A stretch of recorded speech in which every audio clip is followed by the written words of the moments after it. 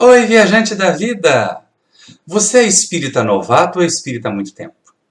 Na nossa próxima viagem, nós vamos tratar daquele primeiro livro que o próprio Kardec recomenda, que qualquer um que queira conhecer o Espiritismo deve ler. O que é o Espiritismo? Então, enquanto roda a vinheta, você já aproveita para se inscrever no nosso canal, acione o sininho aí para receber notificações de novos vídeos, deixe o seu like, se no final mudar de ideia pode deixar o dislike e, sobretudo, comente. Deixe um comentário para nós sabermos se você gostou da palestra, se você tem algum assunto do seu interesse que nós poderíamos abordar. Desde já, obrigado e boa viagem!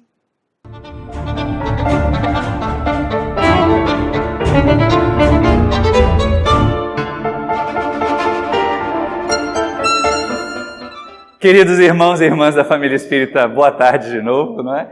E aproveitemos a felicidade de estar nesta casa, de compartilhar com os amigos encarnados, com os benfeitores desencarnados, a oportunidade preciosa de estudar a doutrina espírita.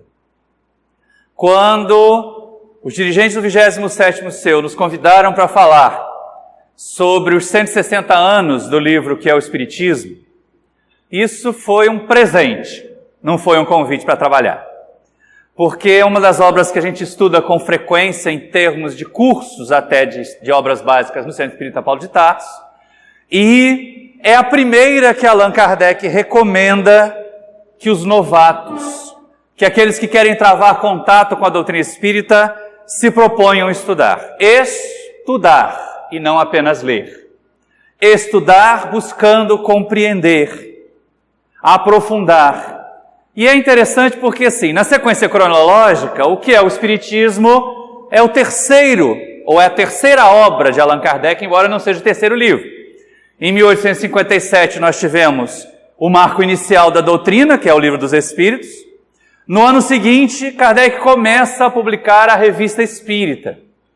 Bem nos moldes das nossas revistas científicas de hoje, virá a explicação até depois, no preâmbulo do que é o Espiritismo, do porquê daquele formato. Porque era ali o laboratório, onde Kardec lançava ideias, onde ele buscava investigações, onde ele apresentava tópicos que seriam discutidos, que seriam desenvolvidos por outros interessados, por outros pesquisadores do Espiritismo e colocados na Revista Espírita para divulgação. E aí, em 1859, finalmente vem à tona o livro O que é o Espiritismo. E ele tem um meio termo.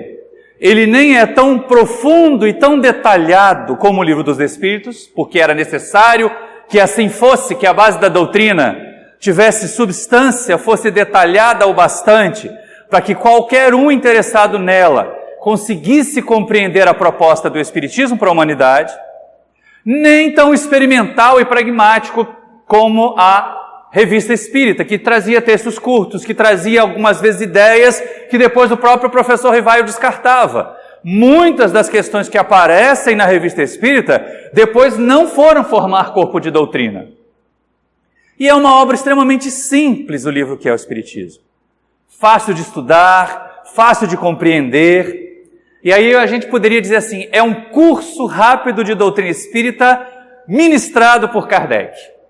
E se a gente lembrar que ele foi preparado por Heinrich Pestalozzi, professor Rivaio, educador por excelência, uma pedagogia ímpar para aquele tempo e para os tempos atuais, e nós vemos isso na obra da codificação, o desejo de ensinar, o desejo de que aquele que busca conhecimento aprenda, e não apenas o desejo de mostrar ilustração, de mostrar erudição ou conhecimento aprofundado numa determinada área. O educador Allan Kardec queria que nós, estudantes do Espiritismo, compreendêssemos a doutrina. E não o víssemos apenas como um mito distante, alguém que trouxe revelações. Ele nem foi o revelador do Espiritismo, ele foi apenas o seu codificador, como mesmo quis destacar. E no livro que é o Espiritismo nós fazemos isso. É um curso rápido de doutrina espírita, ministrado pelo professor Rivaio. São 3 capítulos apenas. É claro que o que é o Espiritismo Por ser uma obra muito simples, ele é publicado por várias editoras nos mais variados formatos. Algumas, inclusive, acrescentam outros textos de Kardec para complementar, para ampliar um pouquinho a discussão, mas a obra em si mesmo, a obra como ela veio a público em 1859, ela tem o seu preâmbulo, com meia dúzia, 3 páginas, eu imagino, e 3 capítulos, só 3 capítulos. Mas é a síntese do que nós precisamos para adentrar o caminho da compreensão e, principalmente, para conquistar o Consolador prometido por Jesus, que a doutrina espírita personifica. Na verdade, não personifica, porque ela não tem nenhuma persona a representá-la. É a doutrina dos Espíritos. É o Consolador que não ficará fora de nós, mas como Jesus diz, que ficará dentro de nós para sempre, que estará conosco. Então não é uma pessoa, não é alguém poderoso que realizará milagres, mas o Espiritismo é uma doutrina que cada um de nós poderá utilizar nos nossos momentos de agudos sofrimentos, nos nossos momentos de testes morais, para encontrar argumentos de consolação. E aí o que é o Espiritismo nos propõe fazer exatamente isso. Lá no seu preâmbulo, é interessante a gente observar isso, Kardec dá a definição do que é a doutrina. Porque eu estava até refletindo na hora de montar o estudo, e olha que a gente trabalha essa obra já há muito tempo, mas sempre tem alguma coisa nova a trazer ou a encontrar nela. Vocês repararam que não tem ponto de interrogação no título do livro? Não é? Se fosse uma pergunta, teria que ter um ponto de interrogação ali. Eu não vi o original, é claro, não tem essa capa do original lá de Kardec, mas imagino que também não tenha. Porque, na verdade, a proposta do codificador não é lançar uma pergunta e dar respostas prontas, mas é fazer com que nós reflitamos. A didática de Allan Kardec é isso. Lançar o tema, trazer uma resposta curta, mas uma resposta curta que nos leve a longas reflexões. A parar para pensar, para meditar. Então, na verdade, nós poderíamos dizer assim, olha, a obra é assim, ou isto é o Espiritismo. Ou isso é que é o Espiritismo. Não é? Mas não tem um ponto de interrogação. Então não é exatamente uma pergunta o título da obra, mas é uma exposição de princípios, uma exposição de fundamentos. E é nessa hora que lá no preâmbulo ele diz claramente para nós que o Espiritismo é uma ciência de observação. Então é lógico que ela nasceu da experimentação, da observação que foi feita pelo professor Rivail, depois chamado Allan Kardec, pelos demais pesquisadores do Espiritismo no momento nascente. Mas também é uma doutrina filosófica. E nós já poderíamos acrescentar que tem consequências religiosas. Religiosa não no sentido do ritualismo, não no sentido de um formalismo clerical, mas religiosa no sentido de ligação com o ser espiritual. Ligação nossa com aquilo que há de uma realidade fora da matéria e que permanece além dela. Isso traz para nós o livro que é o Espiritismo como uma síntese muito breve da doutrina. Ele sozinho não basta. Entendamos bem, Kardec propõe lá no Livro dos Médiuns que nós comecemos por estudar a doutrina a partir do que é o Espiritismo. Depois do Livro dos Espíritos, e aí como já era 1861, depois do Livro dos Médiuns. E fala também a respeito das publicações da Revista Espírita. Mas fica claro na colocação de Rivail em 1861 que o Livro dos Espíritos sozinho, o que é o Espiritismo sozinho, não é capaz de nos instruir sobre a doutrina como um todo. O Livro dos Espíritos o faz. Nos instiga a desdobrar nas demais obras do chamado Pentateuco, não é? O Livro dos Espíritos deu origem ao Livro dos Médiuns, deu origem ao Evangelho segundo o Espiritismo, deu origem ao Céu e Inferno e deu origem à Gênesis. Pedro Franco Barbosa fala a respeito disso muito apropriadamente no livro Espiritismo Básico. O quanto que os conteúdos, o quanto que os teores desdobrados nas outras obras já estão contemplados no Livro dos Espíritos. Então, o Livro dos Espíritos é uma obra basilar, ela é fundamental. O que é o Espiritismo é para novatos. é para aqueles que são curiosos. E a gente sabe, né? Curiosidade tem pressa. Curiosidade não é uma coisa sossegada, serena, que você fica lá contemplando. Eu vou ver como é que o sol se põe e tira conclusões disso. Isso é ciência. Curiosidade é, mas por que o fulano recebeu o Espírito e caiu na rua? Aí eu preciso de uma resposta. Não, mas por que eu nasci torto, nasci com uma doença congênita? Ou então por que de repente determinada criatura que não tinha nenhuma dificuldade, nem de relacionamento, nem morava numa área de risco, estava passando numa rodovia, levou um tiro e desencarnou? Por quê? É isso que o Espiritismo tenta trazer para nós. Respostas rápidas a questões afligentes. Para que os novatos se sintam já ligados. Ligados intelectualmente, em primeiro lugar, à doutrina espírita. Mas depois, como diz o professor Rivaio no preâmbulo, vão filosofar, vão pensar, vão refletir. Não basta ficarmos apenas a observar fenômenos, até porque fenômenos podem nos enganar se nós não refletirmos sobre eles.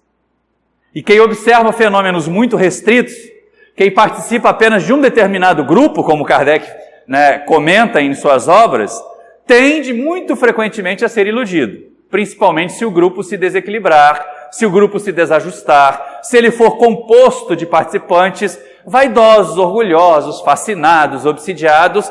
Um grupo só não é suficiente para nos dar instruções a respeito da doutrina. Daí a necessidade da base.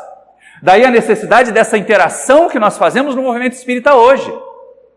Das casas se visitarem, do movimento de unificação fomentar o intercâmbio, mas não necessariamente determinar como cada instituição deve vivenciar a sua experiência na doutrina. Não é esta a proposta da unificação. A proposta da unificação é oferecer sementes. Cada um de nós será solo suficiente para produzir 30 por 1, 70 por 1, 100 por 1, como Jesus fala na parábola do semeador. Então essa é a questão que é abordada lá principalmente. E aí quando nós entramos nos capítulos, fica interessante porque nós vemos assim, passado, presente e futuro. Não necessariamente nessa ordem, mas o primeiro capítulo do livro que é o Espiritismo, ele trata de 3 diálogos com representações simbólicas. Vamos entender assim, porque cada vez que eu estudo essa parte da obra, eu me questiono, é muito pouco provável que uma pessoa só tenha tido todos aqueles questionamentos.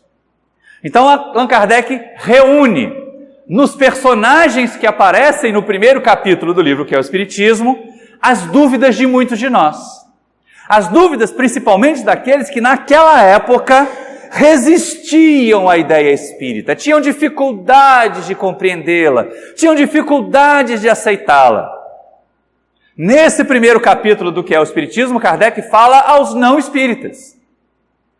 No capítulo 2, é aí a questão do futuro que eu falava, porque como o livro saiu em 1859, e o capítulo 2 Kardec vai tratar, buscando o livro dos Espíritos, dos fundamentos, das noções elementares de doutrina espírita, mas já nos apontando a necessidade de avaliar, o cuidado com relação à fenomenologia mediúnica, porque muitas pessoas se encantam com fenômenos, se encantam com mensagens psicografadas, se encantam com médiuns e esquecem de avaliar o conteúdo das mensagens que são trazidas.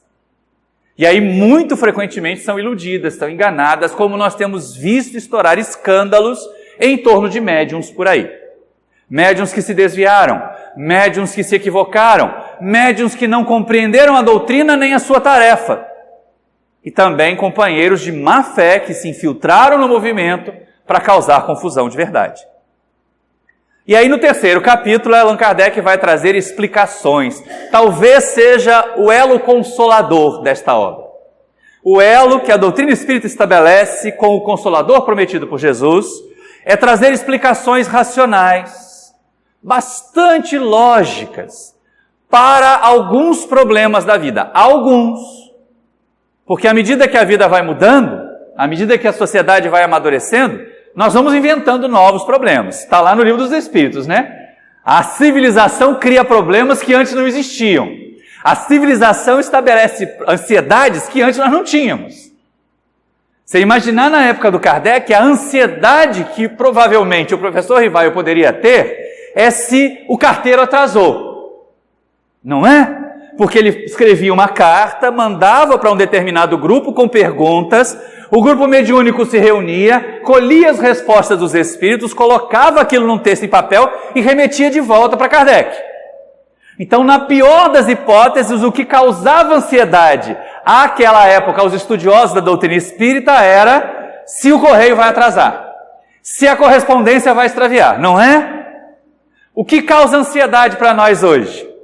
Caiu o Wi-Fi. Ai, meu Deus do céu, não tem isso? O pessoal que está assistindo no YouTube sabe, a hora que a gente fica parado lá assim, com o olho fechado, a boca meio aberta e aquela bolinha rolando, dá uma ansiedade, uma gastura danada. E é o que acontece. Isso tinha na época do professor Rivaio? Não tinha. Como é que ele ia prever a solução desse problema? Não é? Então é lógico que a doutrina espírita, ela nos fundamenta, ela nos instrumenta para equacionar os problemas da vida. É lógico que nesse terceiro capítulo do que é o Espiritismo, Kardec procurou trabalhar, procurou atender aos problemas urgentes do seu tempo. Então, como é que nós vivemos? Por que dessas questões que a vida traz, de dores ao lado de alegrias?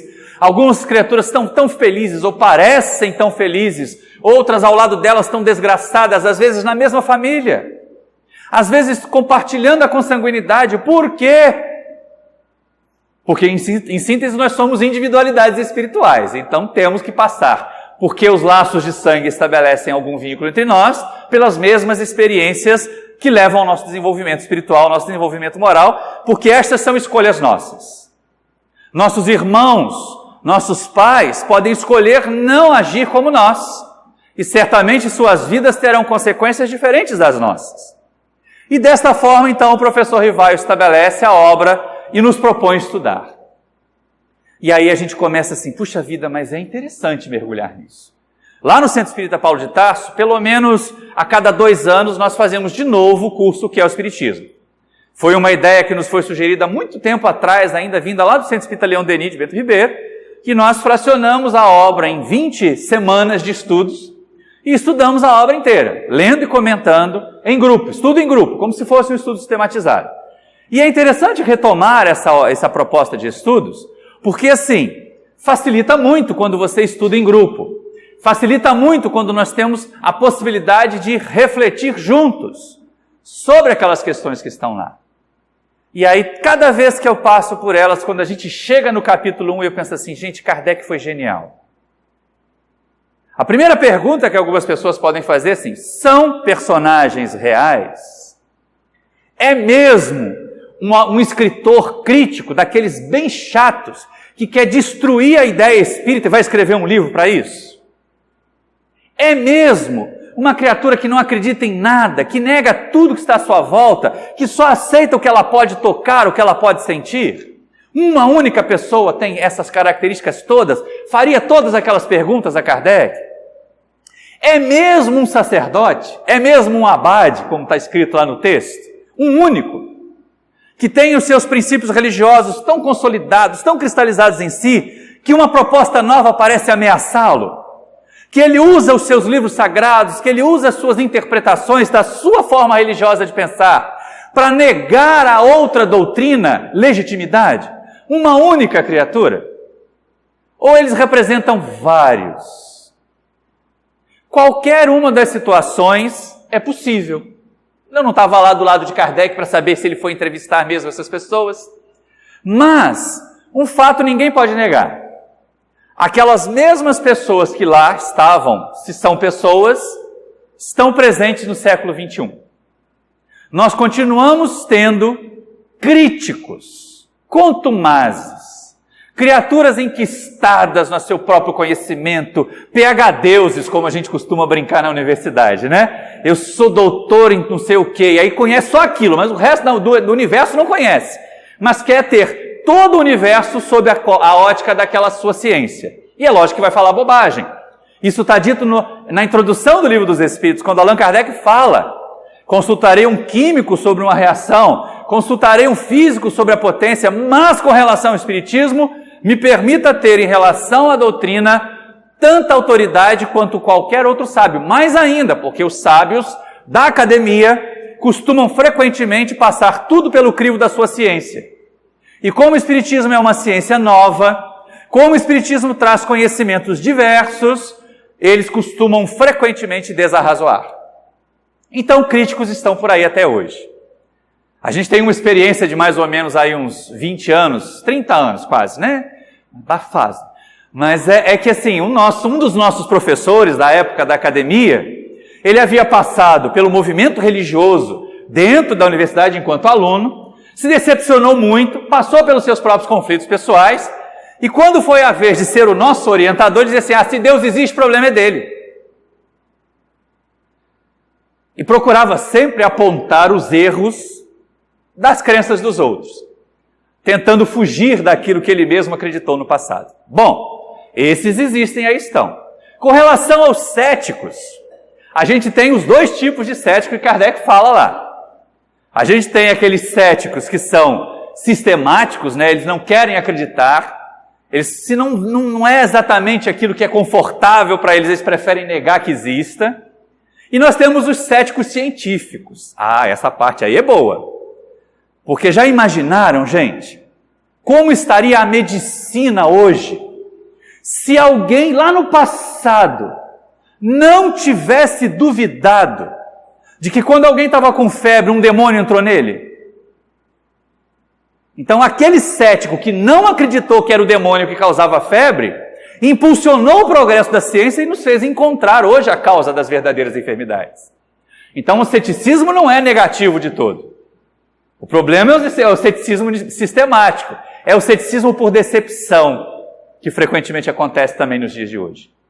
E hoje, talvez mais até do que na época do Kardec, os fundamentalistas religiosos aí estão a atacar a doutrina espírita, a atacar qualquer um que não pense como eles. Não precisa ser só a doutrina espírita, não.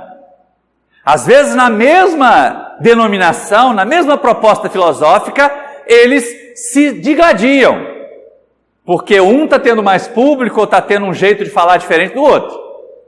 Então, é uma questão que a gente observa assim, esse capítulo 1, ele é presente. Ele é para os dias de hoje. Ele é uma questão interessante para nós termos respostas para todo tipo de questionamento que os não espíritas podem nos fazer. Porque de vez em quando a gente não se sente meio intimidado. Você está lá no meio de um grupo social e aí diz assim, eu vou falar que eu sou espírita. Alguém faz uma crítica, alguém faz uma piadinha equivocada a respeito de espíritos, porque tem, né? Para quem não acredita, para quem não conhece espiritismo, espírito é fantasma. Espírito é assombração. Médium é charlatão. É a Whoopi Goldberg lá daquele filme Ghost. Eles não entendem que a mediunidade, como missão, como tarefa do bem, ela é um instrumento de progresso. E aí fazem chacota. E aí apontam falhas, ou então criticam, ou pior, né? Quando estão muito enquistados no seu fundamentalismo religioso, já nos empurram direto para o inferno. E essa é a questão, então. O que é o espiritismo da leitura obrigatória para todos os espíritas que querem vivenciar a doutrina? Porque ele nos dá respostas para todos esses questionamentos. Bom, com relação aos personagens lá, o crítico aborda Allan Kardec com a ideia assim, olha só como é que a gente começa a perceber as fragilidades das pessoas que criticam. Frequentemente, os críticos contumazes, eles são criaturas muito orgulhosas, muito cheias de si. Eles acham que são muito conhecedores, que são muito eruditos no seu conhecimento, então, qualquer coisa que saia daquele tipo de conhecimento que eles têm, eles já criticam porque não é possível. Não dá para ser desse jeito, é impossível que seja assim. Quantos? Principalmente os críticos da ciência, que negam a priori, e depois eles têm que voltar e se retratar, dizendo, não era bem assim, né? Vocês imaginarem que o pessoal no século XIX tinha medo que o trem andasse a mais de 30 km por hora, porque a ciência dizia que se andasse a mais de 30 km por hora, o sangue ia sair do nosso corpo. E hoje nós temos aí as viagens espaciais, que fazem duas coisas importantes, né? Elas conseguem nos fazer viajar mais de 30, bem mais, né? Pelo menos 10 vezes mais, de 30 km por hora, e ajudam a ver que a Terra é redonda mesmo, tá, gente? Por mais que alguns grupos hoje aí mais fascinados, mais obsidiados, estejam dizendo ou querendo que ela seja plana de novo, não vai funcionar. Não tem o que empastele a Terra outra vez para a Idade Média. Só a mentalidade equivocada dessas pessoas que seguem pseudofilósofos. E aí a gente começa a observar ali aquele crítico como alguém que assim, eu vou escrever um livro, diz ele a Kardec, que vai arrasar com a ideia espírita. Ou seja, estava se achando. Olha, o meu conhecimento, a minha fama é importante. Se eu disser, o povo vai me seguir. É isso. E quantas vezes a gente se sente intimidado assim também, né? Nossa, mas o fulano é uma autoridade. De vez em quando as chamadas autoridades do conhecimento não conseguem abalar até a nossa convicção, porque a nossa convicção às vezes é pouca. O nosso conhecimento real da doutrina é pouco. É de vir ao centro, assistir palestra, tomar passe, e o pior agora, o pessoal está ficando viciado nesse negócio aqui de YouTube. Então nem sair para o centro, daqui a pouco eles vão querer passe digital, passe na internet. Vai ter gente fazendo isso. E aí cuidado, né? Não é bem assim que as coisas funcionam. Não é bem assim que a doutrina funciona. Doutrina só na teoria sem prática vai ficar muito complicado de impulsionar a evolução de alguém. E é exatamente aí nesses conceitos que a gente percebe o quanto aquela criatura é orgulhosa, o quanto aquela criatura representa os seres cheios de si, do seu conhecimento. Que se impõe de tal maneira que intimidam os outros. E aí a gente pensa assim, poxa, mas o professor Rivaio é um educador. Vamos imaginar que aquele crítico do livro pode ser assim, um jornalista famoso, um cientista renomado da universidade, qualquer um dessas criaturas de projeção na área do conhecimento, que se impõe às criaturas mais simples, simplórias, até dizendo assim, olha, eu sei mais do que você, eu tenho doutorado. Isso me causa arrepio no perispírito quando o movimento espírita se deixa levar por isso. Me dói ver cartaz de palestra em centro espírita colocando o currículo acadêmico do palestrante.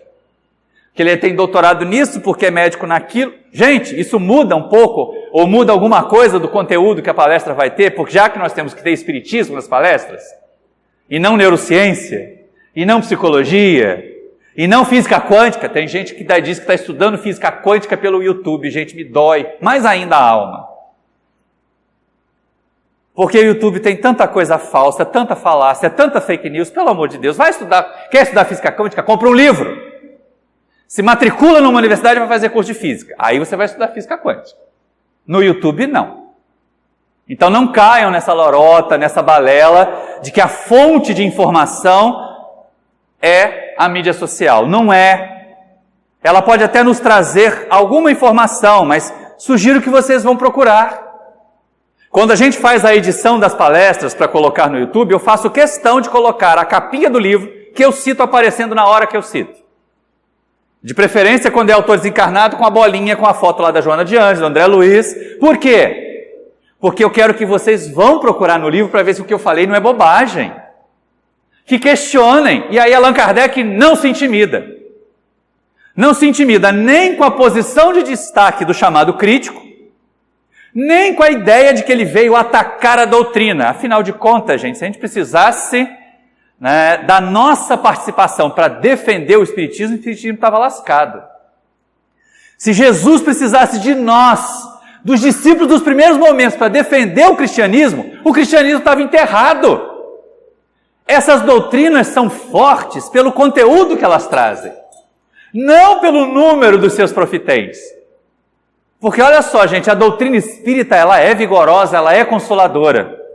Mas nós temos visto um movimento, às vezes, tão claudicante, tão frágil, com pessoas cometendo erros. Por quê? Porque a proposta da doutrina é exatamente essa. Que pessoas ainda inferiores, que nós, ainda cheios de vícios, de falhas, abraçando essa doutrina, comecemos a nos tornar melhores. Mas lá no capítulo 17 do Evangelho segundo o Espiritismo, e aí olha a capinha aparecendo aí de novo na tela, para quem está assistindo no YouTube, né? Kardec fala assim, reconhece o verdadeiro espírita pela sua transformação moral e pelos esforços que faz em domar as suas más tendências. Então o espírita não tem que virar santo de uma hora para outra, mas ele tem que ser, como diria lá o Raulzito, uma metamorfose ambulante. Aprendendo a cada dia mais, modificando a sua forma de proceder para melhor, cada dia mais. Realizando de fato a transformação moral. Então, Kardec não se intimida. Aí o crítico apela para a falácia. Olha, eu posso até desistir de falar mal do Espiritismo se você me convencer. Então me deixa assistir aí 1, 2 reuniões da Sociedade de Paris. Se aquelas comunicações me convencerem, eu não escrevo o livro. Chantageando Kardec. Aí Kardec diz assim, mas olha só, você vai se decepcionar, porque eu não sei fazer milagres. Se você acha que com 2, 3 reuniões mediúnicas você vai se convencer da veracidade do Espiritismo, você vai conseguir melhor do que eu. Porque eu precisei de mais de 1 ano de longos e laboriosos estudos para compreender esses fenômenos. Ele, Allan Kardec, fala que precisou estudar em profundidade, analisar, separar o joio do trigo, porque tem um monte de coisa equivocada, um monte de coisa falsa. Ou como eu costumo dizer lá para o pessoal no Pau de Tarso, um monte de chilique mediúnico, gente. Nesse meio, em que as pessoas querem convencer pelo fenômeno. Então não é por aí que a gente vai conseguir esclarecimento. Fica claro, nas respostas do professor Rivail a este personagem, o crítico, que fenômenos não convencem. E a sugestão dele, então, para esta pessoa, ou para as pessoas com este perfil psicológico, é de que elas vão estudar. Tratem de estudar, tratem de refletir, tratem de pensar. Não imaginem que assistindo um espírito falar, vocês vão se convencer. O que serve de alerta para nós do movimento espírita. Porque nós não temos a intenção, nem Kardec tinha, de fazer prosélitos, de encher a casa de frequentadores. Por quê? A primeira questão importante que faz da doutrina espírita uma doutrina não proselitista é porque nós não dependemos materialmente dos frequentadores para existir. É claro, as instituições têm seus compromissos, têm suas despesas, nós temos casas maiores, casas menores, casas com mais despesas, nós estamos inseridos no mundo material. Para esta instituição existir, para nós termos o conforto que nós temos aqui agora, a conta de luz aumentou, com certeza. Então essas despesas existem, mas nós não fazemos proselitismo, nós não cobramos dízimo, nós não exigimos que o profitente participe materialmente da manutenção do trabalho. Então nós não estamos preocupados com o número, nós estamos preocupados com o interesse real das criaturas, com uma vontade legítima, autêntica, de que aqueles que se aproximam desta nossa doutrina queiram se tornar pessoas melhores, porque nós só podemos mudar a nós mesmos, nós não podemos mudar os outros. Por mais que eu ame Erivete há mais de 1 década, quase 2, eu não posso promover a mudança dela. Não é? A gente tem que evoluir junto, mas cada um no seu ritmo, cada um na sua marcha. Então não adianta a gente pensar assim, eu quero encher o centro, quanto mais melhor. Não, gente, em espiritismo, quantidade não necessariamente reflete qualidade. Então nós não temos essa preocupação. A outra questão é que nós não estamos preocupados com o que os outros vão fazer, só nos cabe lançar as sementes. Cada um dos aqui presentes é um solo, diferente do outro. E aí a gente remete de novo à parábola de Jesus. Alguns não vão produzir nada porque a gente lançou a semente em espinheiros. Outros vão estar lá no meio das pedras, ou então caíram à beira do caminho. E aí vem o sol, vem os desafios da sociedade, e eles logo recolhem o broto. Para alguns a semente cai num solo mais ou menos, ela produz 30 por 1. Para outros ela produz um solo melhorzinho, já vem 70 por 1. E aqueles que se conscientizam de verdade, que são raros, que assumem um compromisso mais profundo, às vezes até de planejamento reencarnatório, vão produzir 100 por 1. Ou como André Luiz diria, e agora é a obra certa nos Missionários da Luz, os completistas. Aqueles que dão conta de tudo que planejaram fazer na existência material que fizeram lá, que propuseram antes de reencarnar. Então essa é a questão importante. Kardec não estava preocupado com prosélitos, assim como nós. Não temos que estar. Não temos que produzir. Então vamos colocar lá cartas consoladoras no centro, porque vai encher de gente. Está cheio de gente aí que não sabe nada de espiritismo, querendo carta de parede desencarnado. Nem que seja para saber onde estão os documentos para desembaraçar inventário. Tem gente que vai no centro só para isso. E aí, por favor, isso é uma questão complicada, é uma obra, é uma tarefa que é muito delicada. E não é para qualquer tipo de médium, não. São raras as situações idôneas nesse sentido. O último escândalo que estourou é exatamente neste sentido, E se a gente pensar assim, mas Chico Xavier recebia. Recebia. Mas eu até devo ter falado na última vez que aqui estive. Ele ficou de 1927 a 1967 para produzir as obras subsidiárias à doutrina espírita, né? A série Emanuel, a série André Luiz, algumas obras de Bezerra de Menezes, estão lá. E aí, em 1967, estava completada essa tarefa e o Emanuel propôs a ele outra. Mas depois de 40 anos, gente, se aperfeiçoando como médium. Agora, não vou eu, com 6 meses de doutrina espírita, dizer que não, eu sou médium de receber cartas de parentes desencarnados. Aí fica escarafunchando o Facebook dos outros para ver se consegue um detalhe aqui ou ali.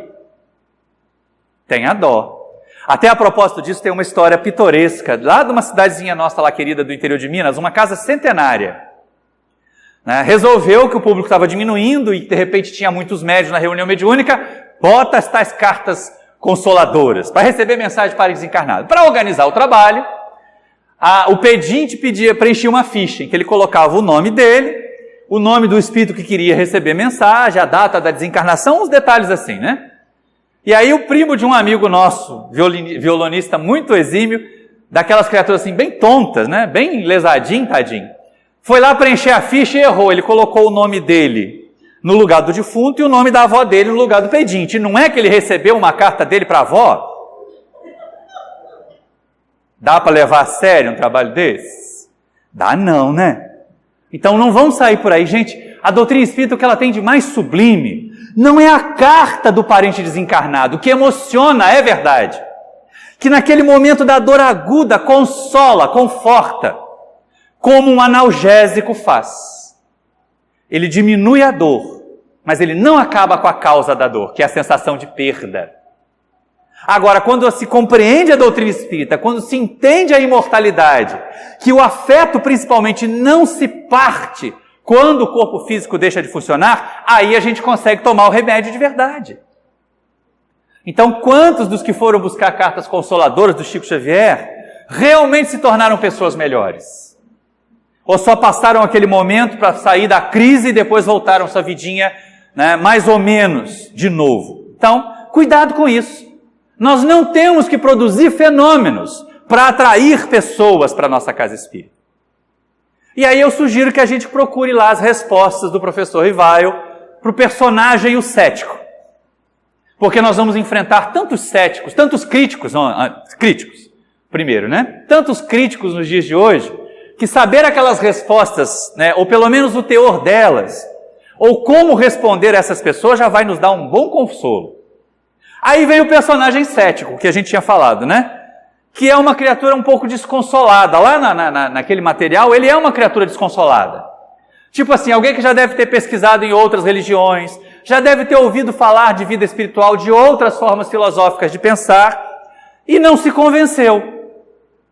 E aí por isso começa a dizer que não acredita.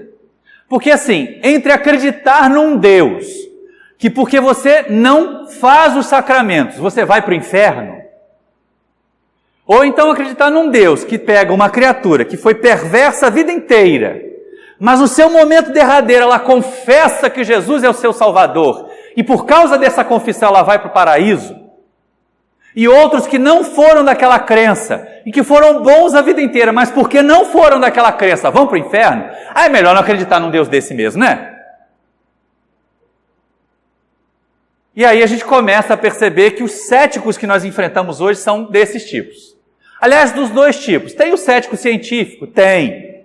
Tem pessoas que não creem porque não encontraram uma explicação melhor e estão buscando explicações. E tem outros que se decepcionaram e que não querem mesmo, porque às vezes ser cético é conveniente, não é? Quando a gente começa a compreender a doutrina, quando a gente começa a compreender a proposta de consolação que o Espiritismo representa, é baseada em transformação nossa, em modificação das nossas atitudes, fica muito complicado ser espírita. Porque a maioria das pessoas quer o milagre, quer a solução fácil para os problemas difíceis. Não é conveniente a pessoa chegar no atendimento fraterno, eu vim aqui porque disseram que fizeram macumba para mim, então tire essa macumba de mim que aí resolve a minha vida. Não é fácil isso. Aí você vai no atendimento fraterno e a pessoa diz, olha, meu amigo, isso não existe. As vibrações, as energias negativas, elas só são captadas por aqueles que sintonizam. Então, se um espírito inferior está te influenciando, está me influenciando, não é porque alguém fez macumba para mim, mas é porque eu sintonizei com ele. Ah, e o que eu fiz para sintonizar com ele? Ih, ó, desde dar like naquele vídeo perverso lá que divulga fake news no YouTube, até disseminar uma fofoca, até ser agressivo, ser avarento, isso tudo atrai a convivência com espíritos iguais. Então, nós estabelecemos as nossas companhias espirituais, como Paulo de Tarso diz, né? Estamos cercados por uma grande nuvem de testemunhas. E aí ser cético é conveniente, porque se eu não tenho que acreditar nisso, eu também não tenho que fazer as atitudes de mudança. E mais uma vez fica a nossa sugestão. Vamos lá estudar as respostas de Kardec no que é o Espiritismo para o cético. Aquele personagem nós vamos encontrar praticamente todos os dias na nossa vida. Quantos vão ao atendimento fraterno na casa espírita esperando que digam a eles que foi bruxaria, que alguém está mandando um malefício, que ele, tadinho, é uma vítima dos espíritos obsessores. Quando, na verdade, só existe espírito obsessor porque o obsidiado sintoniza. Então, se nós estamos em tratamento na desobsessão nesta casa, na casa de quem nos vê no YouTube, pensemos em mudar de comportamento. Pensemos em mudar de atitude na vida e facilmente nós nos desvencilharemos dos obsessores. Pode beber pipas de água fluidificada, se não mudar de comportamento não vai adiantar nada. Pode tomar passe até ficar roxo, não vai adiantar nada. Se não mudar de postura, se não mudar de comportamento. É assim que se cura a obsessão.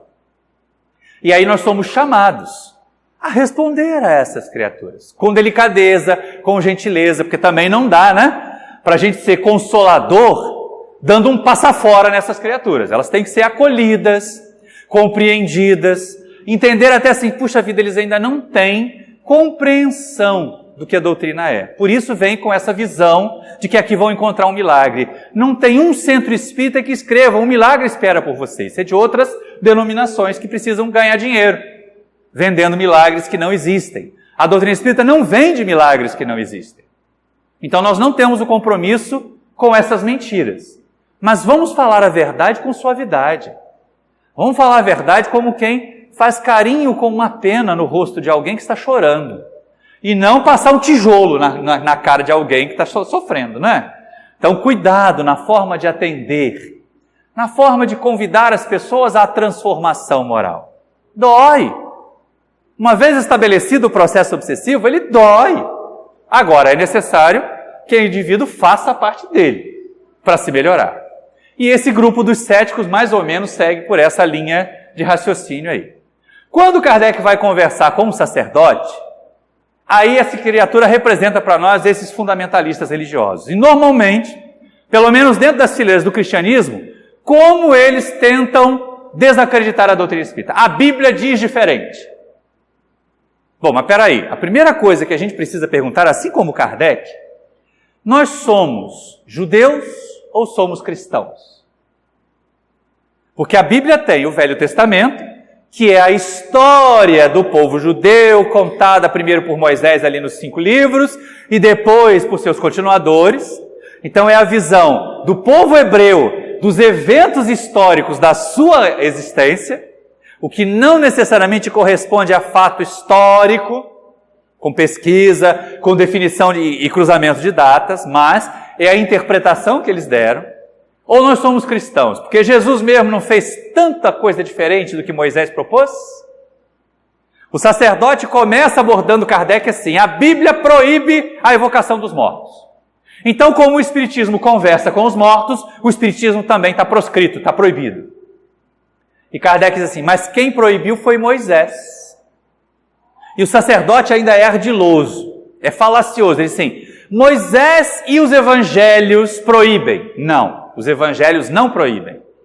É o que o professor Rivaio faz questão de destacar. A proibição está em Moisés, Velho Testamento.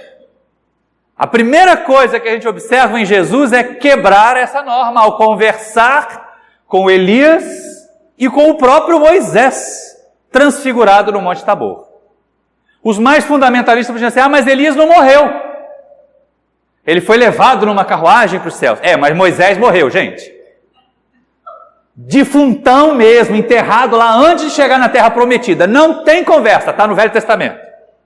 Ou a Bíblia é a palavra e as pessoas vão acreditar nela inteira, com o risco de passar pelos ridículos de crer em coisas que são mera legislação humana, ou ela precisa ser avaliada no sentido do espírito que vivifica e não da letra que mata. Ou a gente acredita, né, que Moisés morreu e não chegou à Terra Prometida porque ele violou as determinações divinas, e aí depois quando Jesus conversa com Moisés, ele está falando com o espírito do Moisés desencarnado, ou a gente diz que Moisés também não morreu, e aí a Bíblia foi para o espaço. Então ele começa desmontando o argumento do sacerdote e trazendo para nós um conforto danado. Nós espíritas não precisamos ter a preocupação de manter a nossa doutrina e a prática doutrinária em acordo com o que está escrito na letra da Bíblia. Nós temos o compromisso, como Allan Kardec muito bem fez em colocar para nós no Evangelho segundo o Espiritismo, de conformar a nossa vivência aos ensinamentos morais e éticos de Jesus.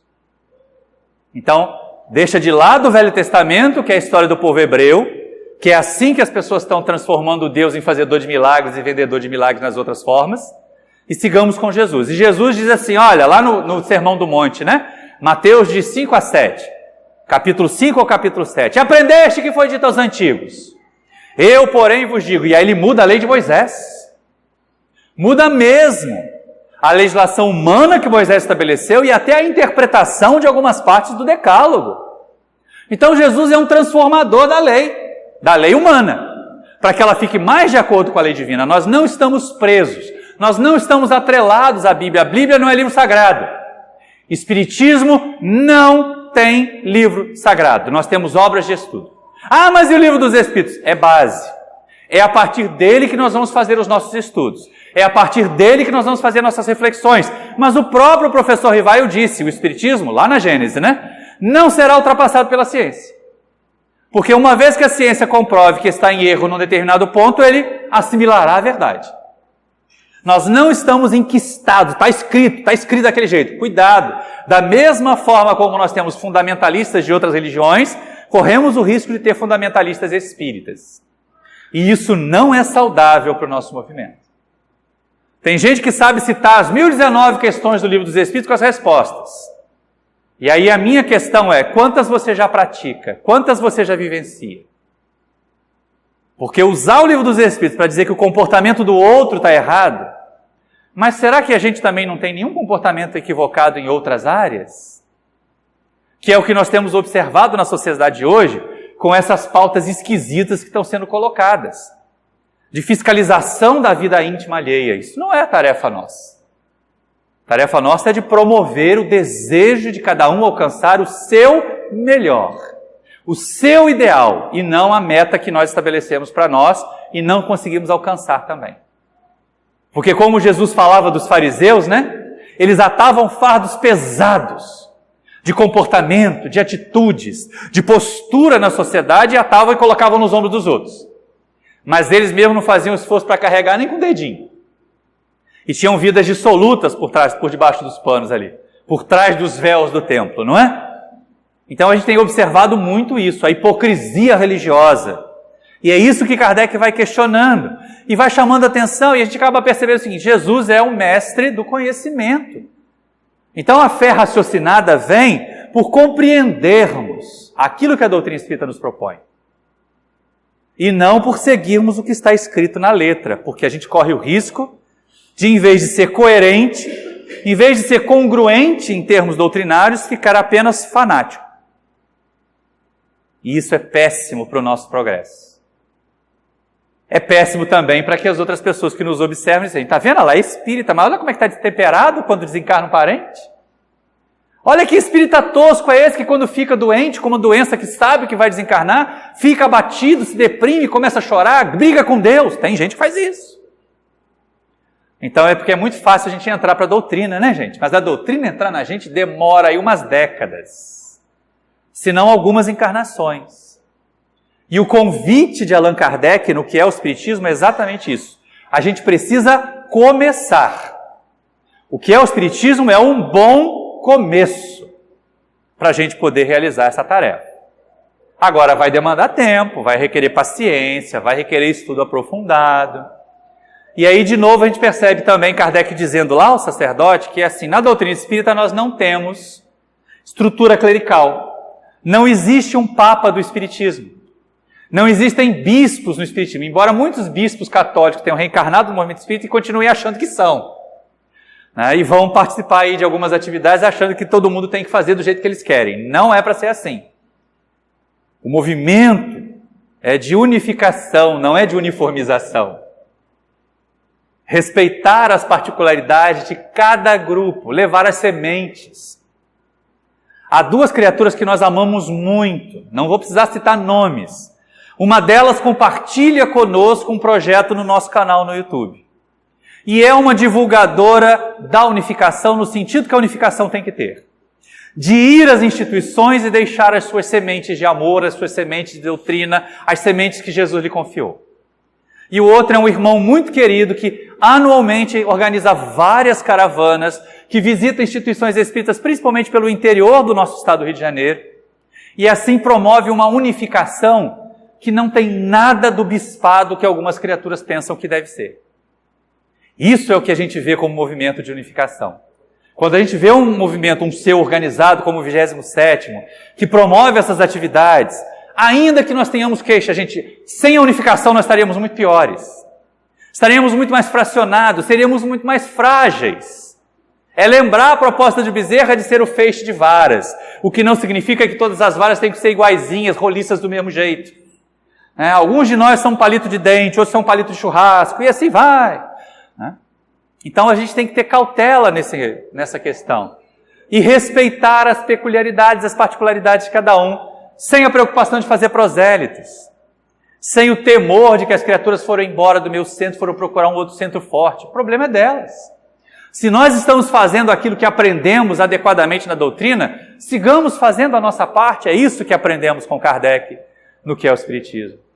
E olha que todas essas questões estão lá no capítulo 1. Só o capítulo 1, nas conversas com esses três personagens, já seria suficiente para nosso estudo de hoje. Mas a gente precisa ir além, né? Daria um seminário, tá, gente? O livro que é o Espiritismo é obra para seminário, não é obra para palestra. Né? Mas a gente tenta sintetizar. E aí no capítulo 2, a gente vê uma questão interessante. Na verdade, a síntese do capítulo 2 com 3, ela diz para nós assim, olha, mais Espiritismo e menos fenômeno. E menos fanatismo. Porque é exatamente isso. Quando Kardec, no capítulo 2 do que é o Espiritismo, traz para nós os fundamentos, as noções elementares de doutrina espírita, a gente percebe o seguinte, olha, é verdade que o Espiritismo foi revelado a partir do fenômeno mediúnico. Mas o próprio Rivaio diz, nós prescindimos hoje do fenômeno mediúnico, porque as obras sérias, as obras idôneas, as que aí estão, são suficientes para que as criaturas aprendam, ajam. A chave está aí. Não basta conhecer a doutrina espírita. É necessário vivenciar. No limite da nossa capacidade. Alguns já podem fazer muitas coisas, outros não. Mas sempre podemos ampliar essa capacidade. Como diz Emmanuel para nós no capítulo 25 do livro Fonte Viva. Fazer com que a nossa luz se expanda ao ponto dela somar e dominar todas as trevas que estiverem em torno de nós. Somos chamados a fazer assim. E aí ele coloca em xeque, inclusive, as comunicações mediúnicas fraudulentas. Ele coloca em xeque, inclusive, os médiums que mercadejam, interesseiros, obsidiados alguns. E quanta gente tem seguido por essa trilha sombria. Porque olha só que coisa interessante. Mediunidade, porque tem aquela coisa do fenômeno, porque aguça a curiosidade, ela atrai público, não é? Então tem gente que tem apelado muito para isso. A gente bota a mesa lá para receber mensagem, para as pessoas lerem, para ler as mensagens no final. Para quê? A reunião é de estudos, a reunião é pública. Queremos ter uma reunião para que a espiritualidade dê mensagem? A gente faz uma reunião privativa. Aquelas que forem de teor elevado, que forem condizentes com a doutrina, a gente coloca no nosso jornalzinho, ou lê para o público mesmo. Algumas casas têm uma atividade interessante, porque passa pelo crivo, e depois eles colocam no mural só as mensagens que realmente têm a ver, para que qualquer um possa ter acesso àquela informação. Então, no capítulo 2, nós temos esse chamado de Allan Kardec. Ele cita até João, quando João diz lá, meus bem-amados, né, não acrediteis em todos os espíritos, mas veis de antes os espíritos são de Deus. Ou seja, no mundo espiritual está cheio de trapaceiro também. E está cheio de médium doido para dar um chilique mediúnico aqui na Terra para poder atrair atenção para si. Então é ter cuidado em relação a isso. E aí no capítulo 3 é aquela futurologia, né, a explicação de algumas questões da vida pelo Espiritismo. E aí fala a respeito dos porquês da nossa vida na Terra, das dores que nós passamos, dos desafios que nós enfrentamos, à luz da doutrina espírita. Fala também de como estaríamos ou estaremos na vida espiritual depois dessa jornada. E aí vem uma conclusão que é brilhante. Cada um de nós vai estar no mundo espiritual, na condição que construiu para si na vida presente. O nosso futuro depende do nosso presente. Então não adianta ficar ansiosos. Ai, será que se eu for lá no Ramatiz, der 500 passes, doar 5.000 cestas básicas, eu vou ganhar um duplex com piscina em nosso lar? Preocupa com isso não. Continua fazendo o seu melhor. Continua cooperando no bem e se transformando, porque a gente não pode transformar os outros. Mas nós podemos transformar a nós mesmos. E é exatamente nessa hora que a gente percebe o trabalho de Kardec. Caramba, como o professor Rivaio fez uma obra magistral para nós. É um ponto de partida, eu volto a dizer. Ninguém deve parar em o que é o Espiritismo. Deve ser o primeiro livro estudado, é verdade. Mas depois vamos estudar a codificação inteira, continuamente. Como Ivone Pereira sugeriu para nós. Em um ano, lendo 6 páginas das obras da codificação, a gente lê a codificação inteira. Da primeira página do Livro dos Espíritos à última página da Gênesis. Vamos ler as obras subsidiárias sérias, o que não quer dizer apenas obras mediúnicas, mas obras idôneas, de acordo com a doutrina espírita. E, sobretudo, vamos praticar, vamos aplicar o que conhecemos. Vamos dar a nossa contribuição para que Jesus transforme este planeta num planeta melhor, porque ela não ocorrerá por milagre. Não ocorrerá por vontade divina. A vontade divina de que a Terra seja um planeta melhor já está estabelecida há muitos séculos. Há milhões, bilhões de anos da sua criação. Só não é ainda porque os espíritos encarnados aqui não são criaturas melhores. Então cabe a nós agora fazer essa parte. E aí que bom que Kardec fez isso para nós, né? Somos convidados a ser fiéis ao codificador. Não fazendo homenagens. Que bom, semana passada foi aniversário de Kardec. Vamos fazer um bolo, vamos botar um busto no centro. E aí depois a gente faz reunião mediúnica dando chilique mediúnico. Faz serviço assistencial espírita fazendo só assistencialismo. Não deixa nem o pobre entrar no centro.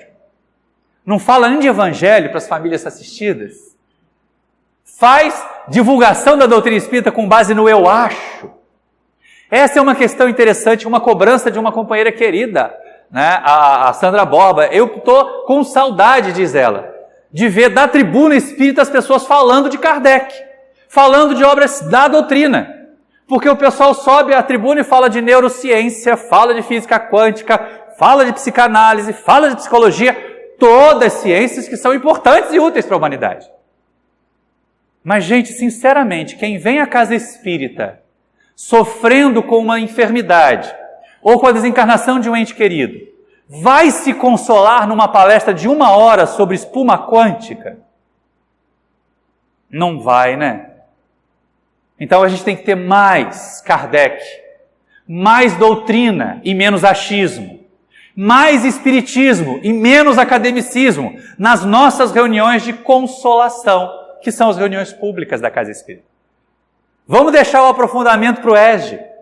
Vamos deixar o aprofundamento para as reuniões de estudo, em grupo. E assim nós vamos fazer bem a nossa tarefa, porque aqui a gente veio consolar. Aqui a gente vem dizer assim, olha, a doutrina explica, a doutrina conforta, a doutrina consola, então abracemos a doutrina, mas acima de tudo, façamos a nossa parte. Como Kardec foi magistral. E nós encerramos a nossa tarefa lembrando, como já fizemos outras vezes, mas lembrando um momento lá no nosso Centro Paulo de Tarso, numa reunião de educação mediúnica, em que o Espírito Amigo, muito querido, lembrando a passagem do codificador pela Terra, nos mandou, através da mediunidade, um tributo a Kardec. E a irmã Rosália diz o seguinte: em sombras jazia a terra mergulhada. O homem vivia amargurado e triste, crescia no mundo a ideia do nada. Se não pesa, se não mede, não existe. Dos seus filhos Deus não descuida, ampara-nos sempre com seu amor. Mandou de volta ao velho druida trazer a luz do Consolador. Logo voltaram os tarefeiros, cooperando com gestos ligeiros, tirando a alma da escuridão. A ele coube um trabalho imenso, fazer luz e ter bom senso. A ti, Kardec, a nossa gratidão. E a vocês, meus amigos queridos, daqui da Casa de Ramatiz, amigos do YouTube também, a nossa gratidão pela paciência de nos ouvir, pelo tempo de trabalho. Muita paz a todos e muito obrigado.